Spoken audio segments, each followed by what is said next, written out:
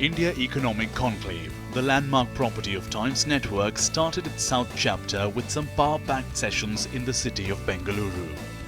Themed India's growth engine, the event saw some key policy makers, thought leaders and visionaries of India Inc. ponder over critical concerns and steps to further unleash the true potential of India Inc.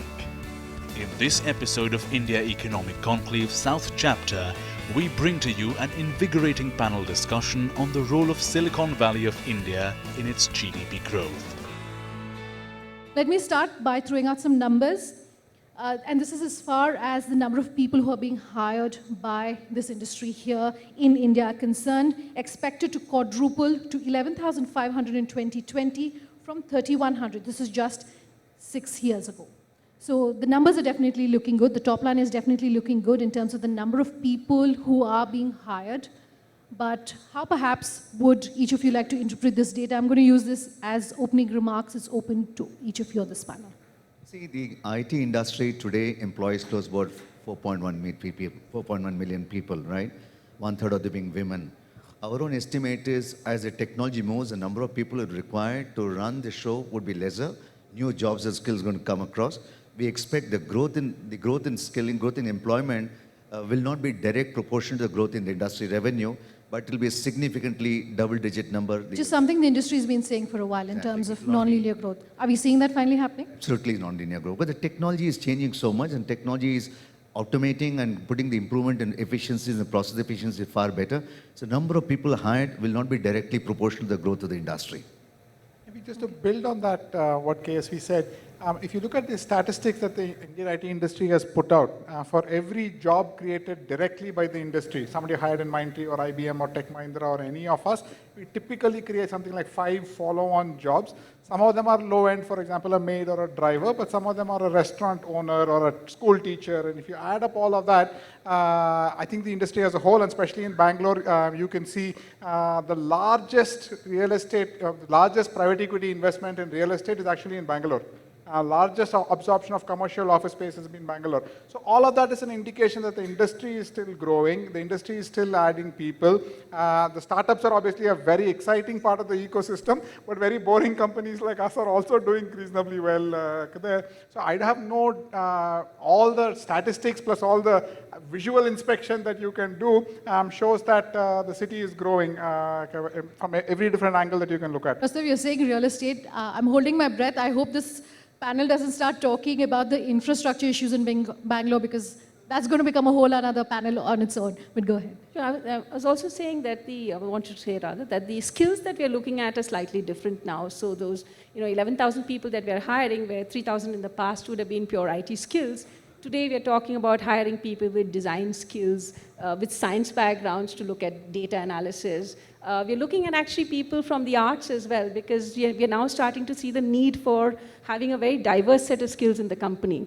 So not just non-linear, but also very different skills. I think the other dimension over there is also the way we would evaluate people on their skills, right? So earlier it would be about, do you have 3 years, 5 years, 7 years experience? 7 years would go towards becoming an SME or an expert. Today, it is about the learnability and adaptability. It's not about whether you've spent 3 years or 7 years. Can you really crack this piece of code for me? So it's a lot more hands-on today. It's not so much about managing people and managing programs. It's all about hands-on. What can you do as an individual? So slowly, the industry is graduating from what used to be a lot of teamwork into a lot of individual experts, which is a big, big shift, along with the combination skills. So learnability is a very, very big thing for us today. And that's a big thing for the startup industry. I think the exciting part, as Rastov was saying, I think Bangalore has this boon of having achieved critical mass. So now, not only do you have people who have 10, 15 years of experience who have the confidence to go out and start companies of their own because they have seen the world, build products for the global markets, and have the capability to envision what may be the next generation of products that they can build, and sitting here in Bangalore. But at the same time, they have such a large set of technology talent that they can tap into, build out their teams and make that happen. Sure. Coming back to the topic, I say a Silicon Valley in India is not enough. So just wondering about the infrastructure issues and the talent pool here. I mean, why don't we start considering other Silicon Valleys in India? Why not look beyond tier 1 to tier 2, tier 3 cities and towns? There is so much that we can do there. Which is also something that the Karnataka government is perhaps looking at. But I just want to come back to talking about the numbers question. And Rajendran, this was a TED talk that you had given. This was a TED talk that you had given where you said people are more than just the paper qualifications that they hold. Is that true for the tech space? I'm sure every one of us will agree that if we get an opportunity to look at a movie of a person rather than just a photograph, you will evaluate them much better. And today, with available technologies, if you are a programmer, I can ask you what your Stack Overflow ID is. If you are a videographer, give me your YouTube channel link. If you are a writer, give me your Medium blog. Don't just come to me and say 2 hours test, this is a sword hanging about you, a clock ticking like this, and let me evaluate you. That is not how day-to-day work gets done. So I am sure... Is that happening is the question. Exactly. Okay. Is that happening enough is the question. But that is how we should be evaluating the next generation talent pool, because learnability will not be evaluated during that 2-hour test. Sure. Mr. Vishwanathan, if I want you to respond to that, but also I'm referring some data that NASSCOM has put out. As of 2011, and I want to know if things have changed since then, NASSCOM has said only 20% of all students coming out of colleges have the skill sets for the jobs for which they're being hired. Tough one. Me, I have to refute NASSCOM's own data. Now, 2011, first of all, I don't agree to the data. Not NASSCOM did give 20%, but the pool available was less. I would say, I won't put a number in terms of whether 20 has gone to 30 or 40 or 50, etc. The kind of talent pool that is required from the industry is also completely undergoing a change. As Usha said, the kind of talent pool and the quality of talent pool is required. Industry is completely coping with it. I'll give you statistics, for example. There are 1.1 million in technical engineering graduates graduate every year from the system. Approximately about 175,000 to 200,000 of them go for higher studies to the US. Approximately about 200,000 people pursue master's program in India, MBA from master's program. Approximately about 200,000 people get absorbed in the IT industry. Approximately about 200,000 people pursue jobs in the core discipline, mechanical engineering, mining engineering, that kind. 200,000 people go to the startup environment. 200,000 people do not want to take up any job but continue business. Essentially, you're talking about 300,000 people out of 1.1 people have not been employed. That's a segment is not employable. 800,000 out of the 1 million people are completely employable. Okay, so then to the rest of the panel. Without fire. There has to be some sense of truth to the whole thing. I was in a college this morning. So I see that the students are very good, but the teachers haven't kept pace.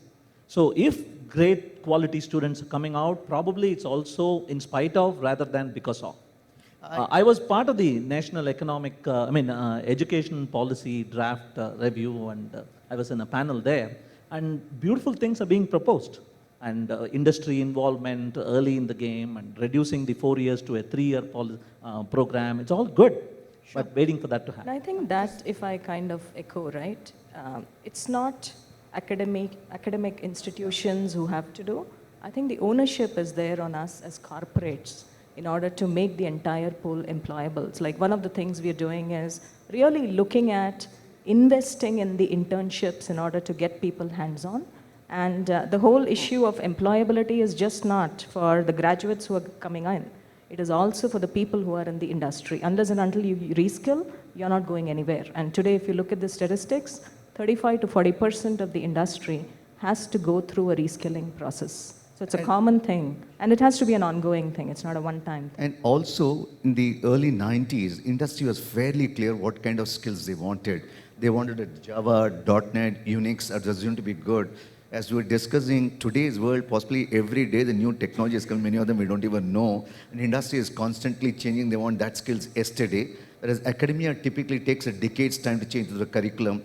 Those are the fundamental structural issues. I'm sure it is getting addressed. I'm confident it's getting addressed. Okay. I'm going to just pick up on that and talk about digital transformation. And this is a question to the two of you.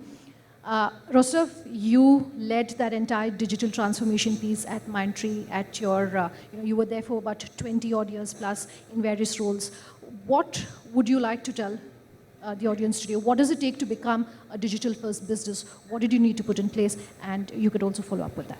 I think the starting point of the realization was about 5 or 6 years back. The Indian IT industry as a whole collectively recognized that technology moved away from being a back office function that helped enterprises save costs to a front office function where technology was used to drive revenue growth.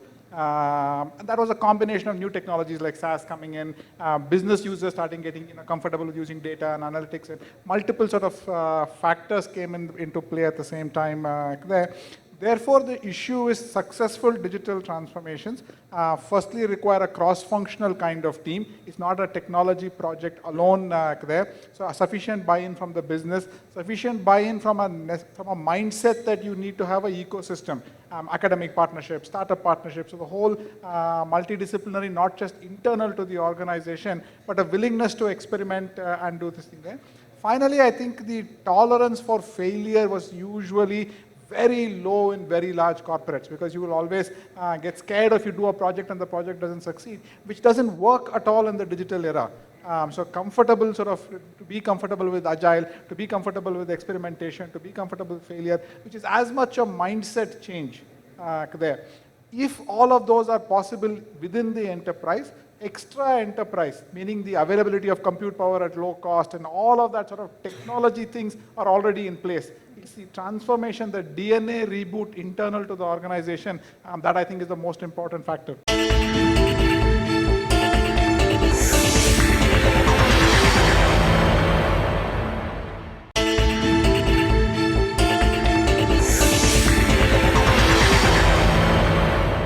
Padma, a mindset change, do you think is most important? Absolutely. So I think as we saw our own organization transforming, see, in the past, we used to be kind of the back office to the back office. You had an IT organization, the client side, that was dealing with business users, and we were getting specs from that, and then that was being sent offshore. So we didn't really have access to that end customer and what they need.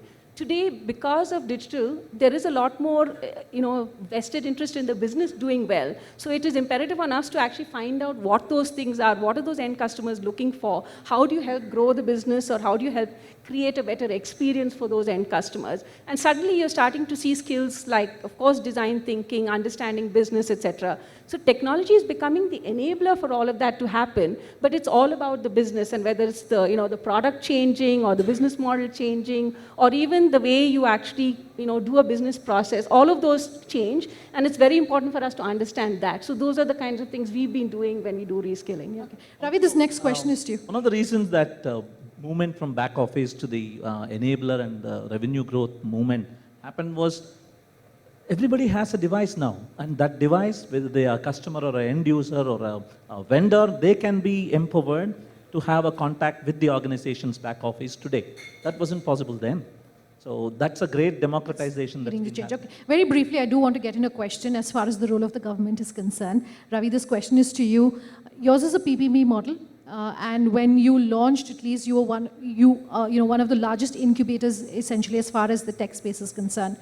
Why do you think perhaps that model really hasn't taken off when we're looking at more such examples in India? Do you think there are smaller models that need more encouragement, whether it's government, whether it's academia? Yeah. See, I think when you do something like this, which is a PPP model, which has the corporations, which has the government, the academia, research labs, and also the startups all put together, you're basically driving innovation. So it is not something that is, doing something only for one set of stakeholders, the startups, which is something that people are beginning to understand. There are now incubators and accelerators popping up all over the city, in Bangalore, in other cities as well. But that is only the supply side of innovation that is coming out from this place. It actually, you need to also do something on the demand side. So there is one about, how do you get the corporations, digital transformation is a great example. How do you bring in these technologies that these startups are building into that whole process so that you can actually, create the demand for the startups. Governments, on the other hand, are also great consumers of technology. How do you make that also, them also more conducive to taking these products and services from startups and start consuming them? That is the way you actually build out this entire innovation ecosystem. I think we've begun to understand how to work with startups, how to mentor them and fund them. Do you think that will solve a lot of the challenges that we've been talking about? Yeah, a much more holistic approach, I think, is a good thing. Otherwise, you're basically getting more and more supply into the system, but how do you get the demand going as well? And that's the model that I think we are just beginning to understand and execute on. I think there will be a lot more people who will take that on and drive See, it. I will add to what Ravi says. The future, the business is data. What government will do a more enabling job to create a CTO architecture within the government itself. A chief technology officer in the government, understand what all technology, where it can be deployed, put an architecture framework that just the way Rausto and team would have done a corporate framework to put it across. And also put a chief digital officer, chief data officer in government to identify how do I generate data, how do I leverage data, what needs to be done. In classic example is the fintech officer which government of Maharashtra appointed, right? It's completely changed the way people look at data, especially in the fintech industry in Mumbai. So we are proposing that to government of Karnataka also to have a chief technology officer of the state, have a chief data officer of the state, completely transform the digital and data and the technology is looked by the government. Today is being seen as an technology for the masses. We are saying today data is a new oil. So here's an idea, if the government is sort of willing to take it up. The US actually has a US digital service. Like in India, for example, you have an IAS, IRS, IFS, and all of those cadres of officers, right? So the US actually has a US digital service. So why can't we create an Indian digital service? Start seeding it with people from the industry. Make that the osmosis a little bit more easier for accomplished business leaders, technology leaders from industry. Go serve the country for a 3-year, 5-year, whatever period, and then come back and do whatever we want there. As a model, it worked really well in Aadhaar. We have a live precedent already set. So, Nandan is obviously the most visible face of that program, but so many technology experts were part of that journey there, right? And they've all gone back to doing whatever they can. So one of the things that the government can do is to create an Indian digital service, institutionalize that with the government, get the same authority, get the same structure going in place. That can then drive many of these programs like how do you decide on data privacy and all of those kind of things. Somebody who's actually qualified, dealt with the problem, understands the global best practices for those, can then answer those questions. Otherwise, you have a set of subject-independent experts trying to look at this, and then you create sort of question-independent answers for those. Sure, fair enough. Point taken. I'm going to take these next set of questions as closing remarks as we're running out of time. But very briefly, and this is open to everyone on the panel, since we're talking about Silicon Valley of India, what lessons perhaps should Indian entrepreneurs and Indian technology companies and IT companies really learn from their Western counterparts? Is there anything that we should learn, or are the challenges and therefore the solutions for India very different? No. Obviously, Bharat and India are different, right? One which has worked extremely well in Silicon Valley is a close collaboration with academia and the industry put together. I don't think we have reached that stage of maturity in the country today. It's slowly emerging. Even if we can get the industry, startup, and the academia work together, government throws more data out, government gives more business challenges out, many things could be done. Especially in Bangalore, attempt has been made in a program called Elevate 100 by Government of Karnataka that has done brilliantly well. Challenges thrown in, startups are coming in, academia working on it. If like that we can create it, learning from it, we can create our own India for India. Yeah, but I think even if they don't work together, just the ecosystem being there helps. I mean, the reason why Bangalore is so successful today started off probably 100 years ago when IISc was formed, and all of these institutes like HAL and NAL and ISRO and DRDO and all of, so there's aerospace and engineering and ITI, all of these organizations were set up here, which created that pool of engineers, technologists in the city that allowed all of this to flourish later. So perhaps that ecosystem itself also helps, even if they're not necessarily working together. Having our own identity is important. So one is, we can follow the Silicon Valley, learn the lessons, and then do. Another thing is, if some startup actually solves the traffic problem in Bangalore, right? I started this panel by saying, let's not go there. Okay. Where I'm going at is, if our startups focus on real-life problems that our economy is facing, the valuation will be phenomenal, and there is an entire brick set of nations waiting for such solutions. Okay, there are lots of responses coming on this side of the panel. Two things to add. So one is that we should, when Agile came in, we said we already have Jugaad. And we kind of lionized and romanticized the whole idea of just in time, we were able to somehow make it happen. So I think they're not the same. So we need to have some kind of rigor and discipline in whatever we do. And the second thing is financial discipline. So going into debt and looking for the first venture capital injection, when you don't have a viable business model first, you need to be a little careful about that. So the business model is usually created when you have access to the customers and the market. I think in Indian, especially in Bangalore, you do have some brilliant ideas floating around, some great startups. They have access to capital, but what they need is more of access to the market. And that's Is it where access to market most or- of these problems that they're solving is something that they can discern from the back offices of some of the MNCs or some of the Indian corporates that are just beginning to embark on this journey of taking all these digital innovations that are coming out. So I think if you really want to get this Silicon Valley to the next level, I think you just have to expose them to a lot more of the market, especially the global markets and the Bharat market problems that they need to be solving for. And that will really get this whole to the ecosystem to the next level. Okay. I just, since we're also talking, I will give you the chance to respond, Rostov, and this question is to you, and then the rest of the panel can respond as well. We're talking about Silicon Valley in the US, but I very briefly, because you spoke about Aadhaar, I want to talk about our comparisons with China. We have seen business models like Alibaba, for instance, whereas in India, perhaps most of our businesses haven't managed to scale to that extent. Is that a challenge? Or do you think that given the sort of controlled market that China has, perhaps that's why those models are working there and we don't have those examples here in India? Somehow I'm very uncomfortable with this whole concept of comparisons overall. Yeah, in because China. whether it is salaries, whether it is quota for a sales guy, you always compare. You'll find somebody who's better than you and you'll feel jealous. You'll find somebody below you and you'll feel very sort of arrogant with that there. I would actually like to move this conversation away from, did somebody do something else? Is China doing something better, etc. there. Nobody, we don't know where their shoe pinches. We have a current ground reality, we have a set of resources, we have a set of policies, we have a set of reality that we are dealing with. Let's make the best that we can out of what we have.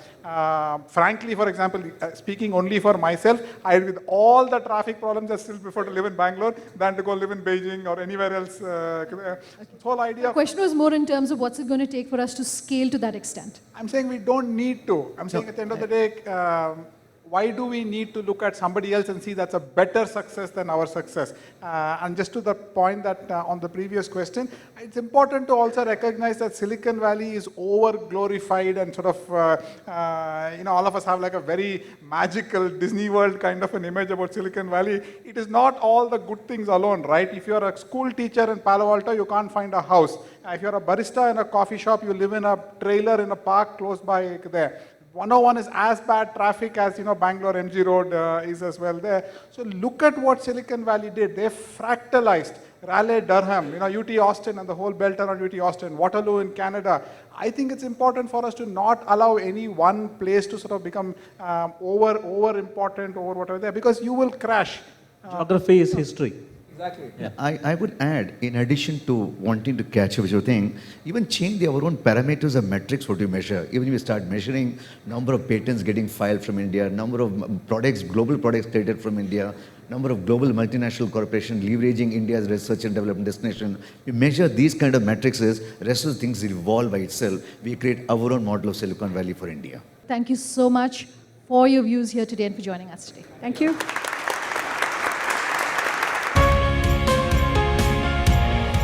Next week, we get you an insightful discussion on the startup ecosystem in India.